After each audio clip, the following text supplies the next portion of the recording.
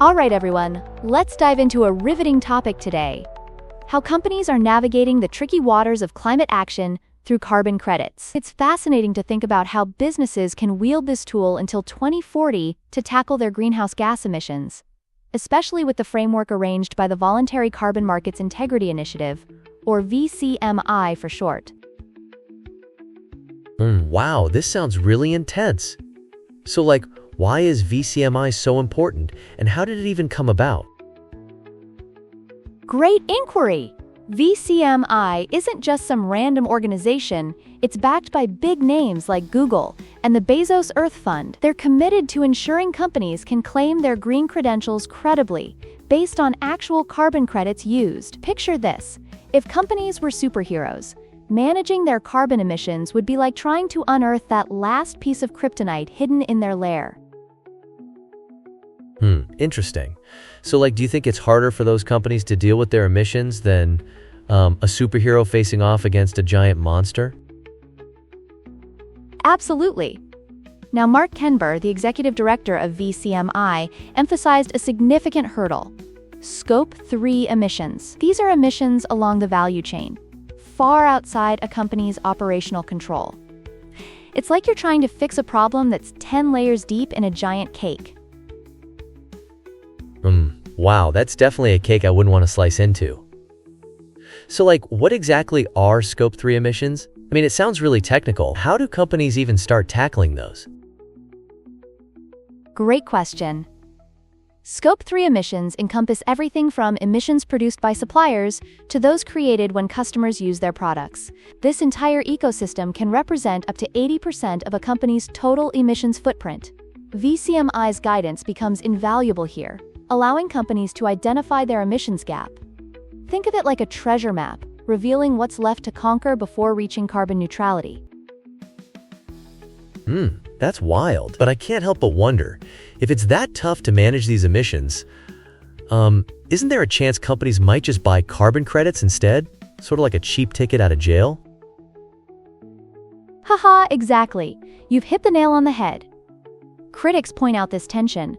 Companies might say, "We'll just buy our way out of this." They could set ambitious reduction targets on paper, while still running a high-emission operation behind the scenes. It's like declaring, "I'm on a diet," while secretly gobbling down a whole tub of ice cream. Yikes. So are there checks and balances in place to stop greenwashing? Do companies have to prove their reductions before just, throwing money at carbon credits? Absolutely. VCMI has put guidelines into place requiring companies to first identify their emissions gap, disclose challenges in their reduction journey, and outline methods to tackle those obstacles before even thinking about purchasing carbon credits. It's like training at the gym. You can't just buy a gym membership and then feast on pizza every day. You actually have to invest the effort. That makes sense. But aren't there nonprofits warning against this whole initiative, claiming it could lead to no action from companies at all? Yes. There's concern that if companies can purchase credits without strict standards, it could foster complacency. Real efforts to reduce emissions could suffer, as some companies might prefer to just buy their absolution rather than take genuine steps towards reductions. It's like attempting to tidy up your house by shoving everything into a closet. It might look neat at first, but give it a week, and you've got chaos again. That's such a relatable analogy. I mean, it's great to have this framework, but I can totally see how a lack of scientific backing could lead to problems down the line. How do the developers of carbon credit projects fit into this scenario?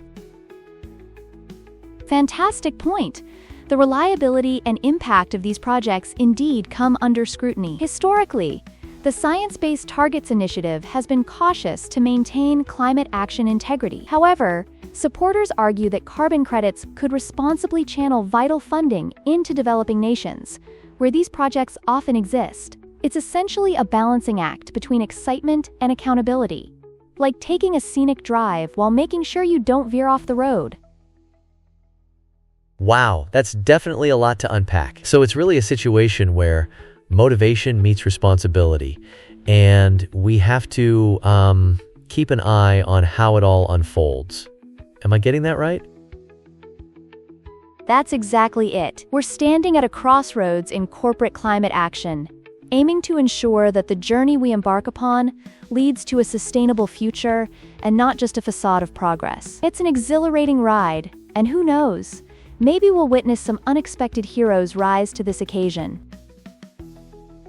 Can you imagine if businesses became the superheroes of climate action? Like using their powers for good instead of cooking emissions in secret? Exactly. Imagine the possibilities if companies focused intensely on reducing emissions, creating a world where industries actively contribute to a healthy planet. It would be the ultimate team-up against climate change. Haha, I'm totally here for that superhero team-up. So, I guess we'll just have to stay tuned to see how it all plays out.